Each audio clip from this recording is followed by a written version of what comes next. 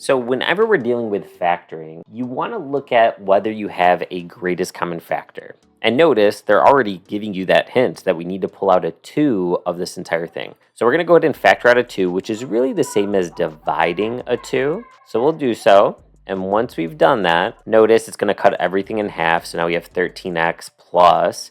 Now, even though you can use your calculator or Desmos, 2 goes into 8 4 times and 2 goes into 4 twice. And now we have this 2 out front just like this. And we know we have to factor this trinomial that has a leading coefficient of 1 here, because there isn't a coefficient explicitly written, into this kind of form. So doing it by hand is actually quite easy. In fact, I'll show you really quickly, and then I'll reference where you could get my thorough instruction on how to look at it this way. But I always look at this from a backwards perspective. And what I mean by that is I'm going to read it from right to left. So I'm looking for two numbers that multiply to get 42 and add to give you 13, and I ignore the sign here. So the two numbers that multiply to 42 and add to 13, if we think about it, 6 and 7 are going to be the most obvious choices, and they do both multiply to 42 and add to 13. And then these are obviously going to be x and x. How do you multiply to get a positive? Well, they're either both positive or both negative. And then of those two options, the fact that this is a positive means that they're both positive. And notice if I do an outer inner check, positive 7x, positive 6x gives you positive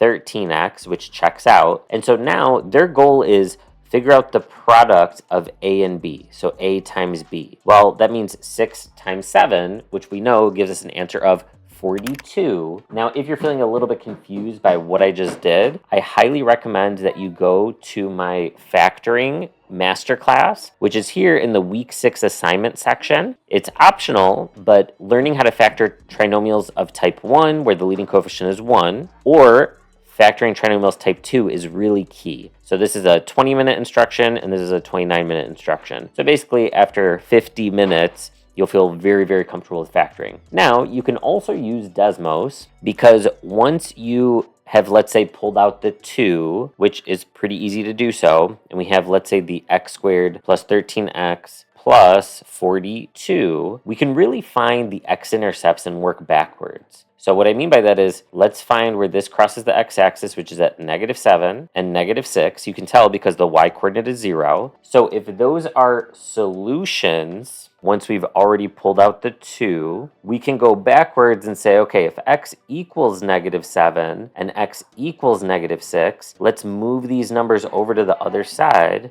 And we could say x plus 7 equals 0, x plus 6 equals 0. So now we found the factors to be x plus 7 and x plus 6, and that 2 is still out front. So regardless, we get our answer is 42.